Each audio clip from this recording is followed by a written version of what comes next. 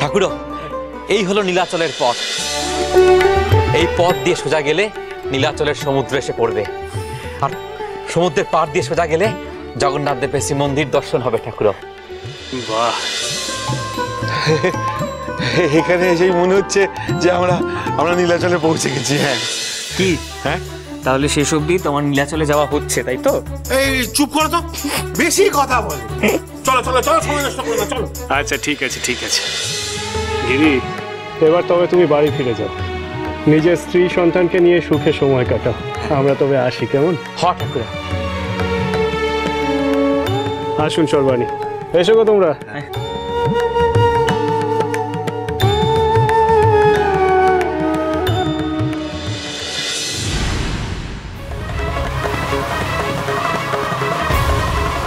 এই সময় ঝড়টা উঠলো, তাড়াতাড়ি পা চালিয়ে চলো সবাই, আমাদের এক্ষুনি একটা নিরাপদ আশ্রয় খুঁজতে হবে। এসো।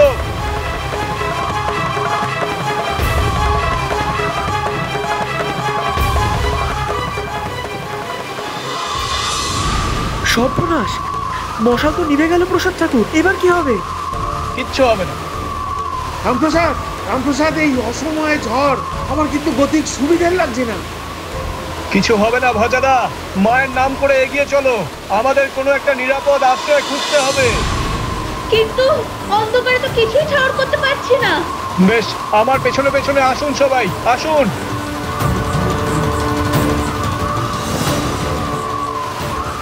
আমার পেছনে পেছনে আসুন সবাই।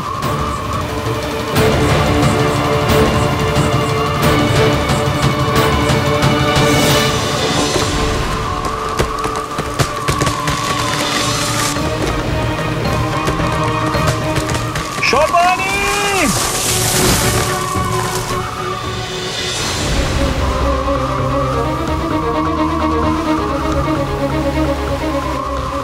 হে ভগবান, কি সর্বনাশ হতে যাচ্ছিল! ভাগ্যিস আমি লক্ষ্য করেছিলাম। না না রামপ্রসাদ, এভাবে পথ চলা অসম্ভব। কিন্তু আশেপাশে তো কোনো জনবসতিও দেখতে পাচ্ছি না যে গিয়ে একটু আশ্রয় নেব, আর এদিকে দুর্যোগ তো বেড়েই চলেছে। না না, যেমন ভাবেই হোক এই জঙ্গলের পথ আমাদেরকে পার করতেই হবে। ওই শোনো, আমরা বোধহয় সমুদ্রের খুব কাছাকাছি চলে এসেছি। এসো এসো তোমরা।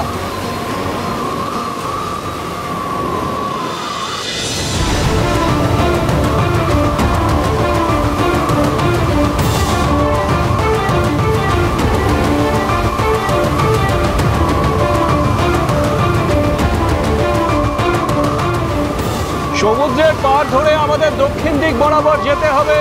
কি বলছেন, শোনা যাচ্ছে না ঝড়ের দাপটে।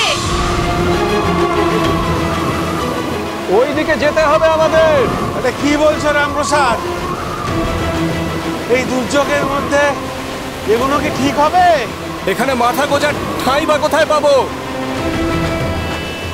পরমেশ্বরীকে নিয়ে কোথাও না দাঁড়ালেই নয়। ঠাকুর, হ্যাঁ, আমার মনে হয় আমাদের জঙ্গলে ফিরে গিয়ে কোন একটা বড় গাছের নিচে আশ্রয় নিতে হবে। ফিরে যাব? আচ্ছা বেশ, তবে তাই চলো।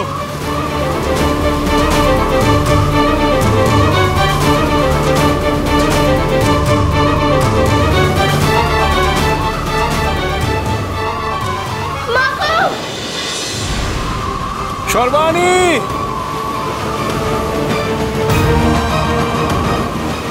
মেয়েকে আমার কাছে দিন সর্বাণী।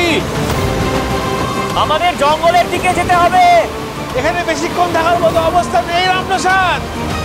চলো, আসুন সর্বাণী। তাড়াতাড়ি এসো সবাই, এখানে আর দাঁড়ানো যাবে না। সর্বাণী আসুন। মা, মায় কি বিপদে পড়লাম গো মা, রক্ষা করো আমাদের, রক্ষা করো মা। সাবধান, বিশাল বড় ঢেউ।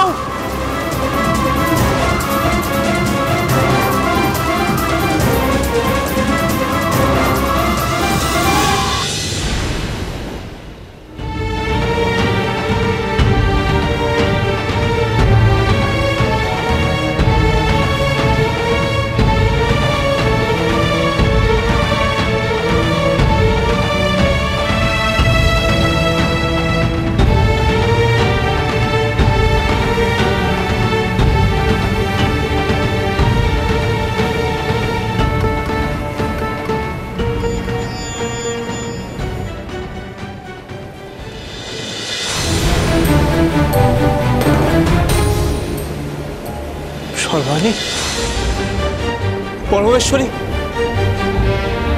সর্বাণী, কি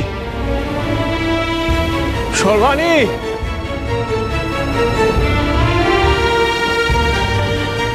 দুঃখীরাম, সর্বাণী,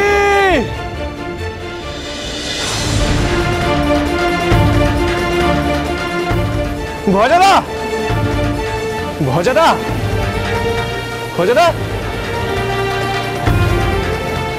সর্বাণী, দুঃখীরাম,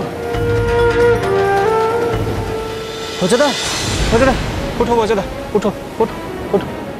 প্রসাদ কি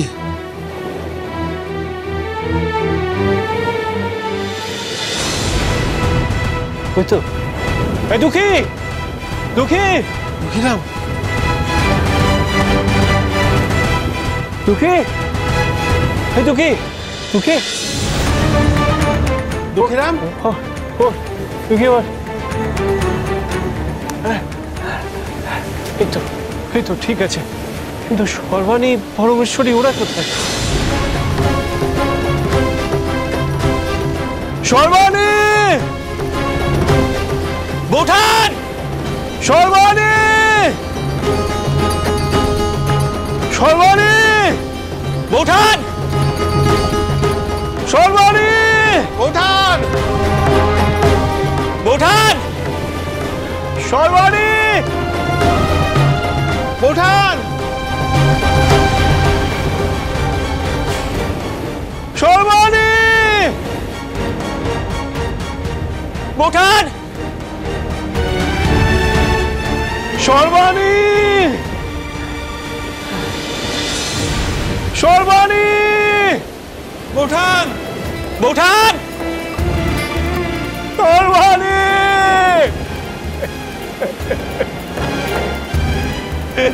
সর্বাণী,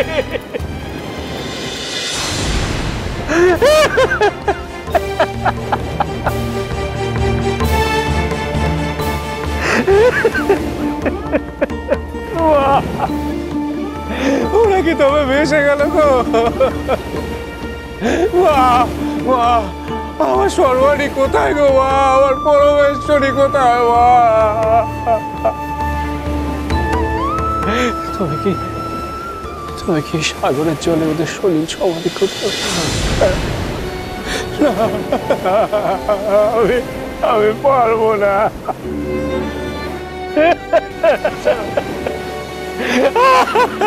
আমার কি হবে গো মা? আমার কি হবে গো? আমি সর্বাণীকে ছাড়া যে আমার জীবন অসম্পূর্ণ গো মা। এই মুহূর্তের মধ্যে এটা কি হয়ে গেল গো? কি সর্বনাশ হয়ে গেল? আমার ছোট বোনটা কোথায় হারিয়ে গেল গো? কোথায় গেল ছোট বোনটা আমার?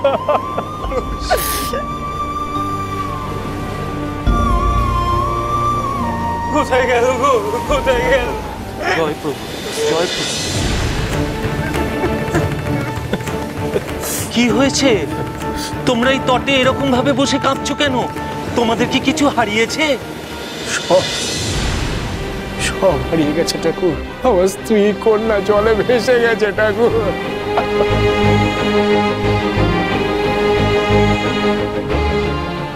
সে কি করে ঘটলো এমন দুর্ঘটনা? ঠাকুর, আমরা প্রভু জগন্নাথের মন্দিরে যাওয়ার জন্য এই পথে এসেছিলাম। হঠাৎ এক ভয়ঙ্কর ঝড় উঠল। সেই ঝড়ের দাপটে আমরা কেমন করে জানি সমুদ্রের কাছে এসে পড়লাম। তারপর এক ভয়ঙ্কর আগ্রাসী ঢেউ এসে সব ভাসিয়ে নিয়ে গেল ঠাকুর।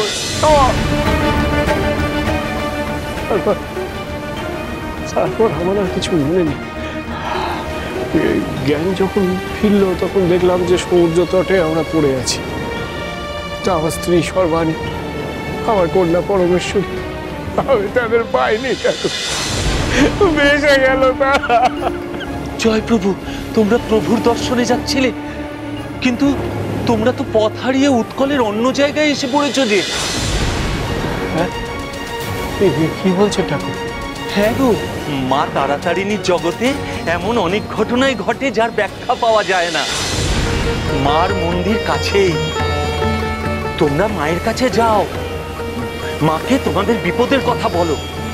মা যদি চান তাহলে তুমি নিশ্চয়ই তোমার স্ত্রী ও কন্যাকে খুঁজে পাবে।